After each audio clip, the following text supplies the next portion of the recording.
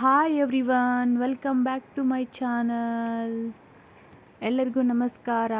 ಇವತ್ತು ಶುಕ್ರವಾರ, ಅದಕ್ಕೆ ದೇವಸ್ಥಾನಕ್ಕೆ ಹೊಂಟಿದ್ವಿ.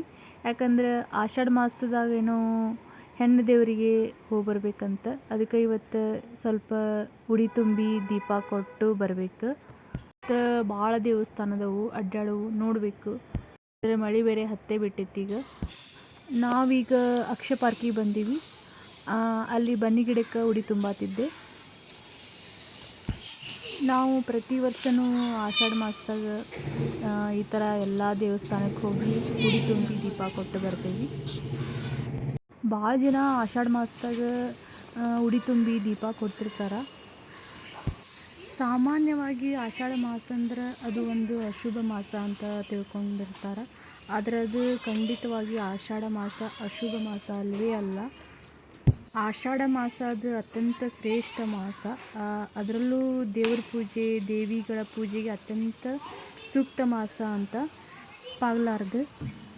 ಯಾಕಂದ್ರೆ ಆಷಾಢ ಮಾಸದಾಗ ಹೆಚ್ಚಾಗಿ ಮಳೆ ಇರೋದಕ್ಕೆ ಯಾವುದೇ ಶುಭ ಕಾರ್ಯ ಮಾಡಬಾರ್ದು ಅಂತ ಹಿಂದಿನ ಕಾಲದವರು ಮಾಡಿರೋ ಪದ್ಧತಿ ಅಷ್ಟೇ.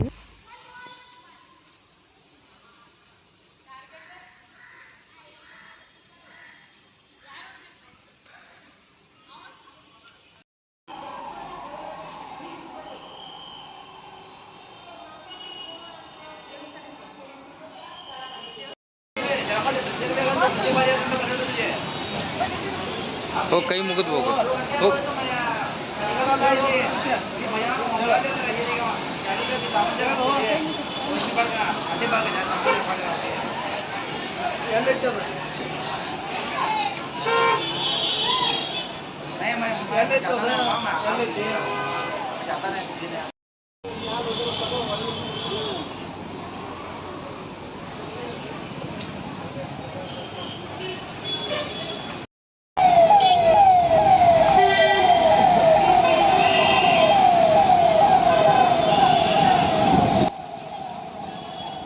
ಎಲ್ಲ ದೇವಸ್ಥಾನದಲ್ಲೂ ಸಿಕ್ಕಾಪಟ್ಟಿ ರಶ್ ಇತ್ತು. ಯಾಕಂದ್ರೆ ಆಷಾಢ ಮಾಸ ಅಂತ ಎಲ್ಲರೂ ದೇವಸ್ಥಾನಕ್ಕೆ ಬರೋರು.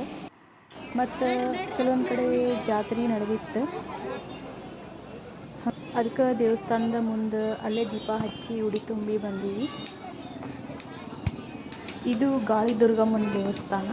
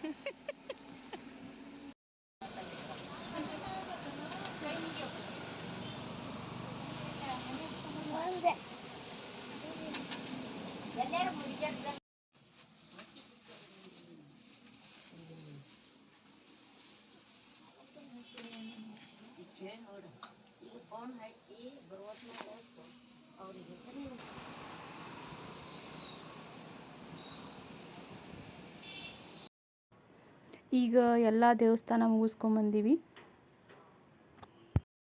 ಇವತ್ತಿನ ವ್ಲಾಗು ಯಾರಿಗೆಲ್ಲ ಇಷ್ಟ ಆಯ್ತು ಲೈಕ್ ಮಾಡಿರಿ, ಶೇರ್ ಮಾಡಿರಿ, ಕಮೆಂಟ್ ಮಾಡಿರಿ, ಹಂಗೆ ಸಬ್ಸ್ಕ್ರೈಬ್ ಮಾಡೋದನ್ನು ಮರಿಬೇಡ್ರಿ. ಕರೆಮ್ಮ ದೇವಿ ಎಲ್ಲರಿಗೂ ಒಳ್ಳೇದು ಮಾಡಲಿ. ಬಾಯ್.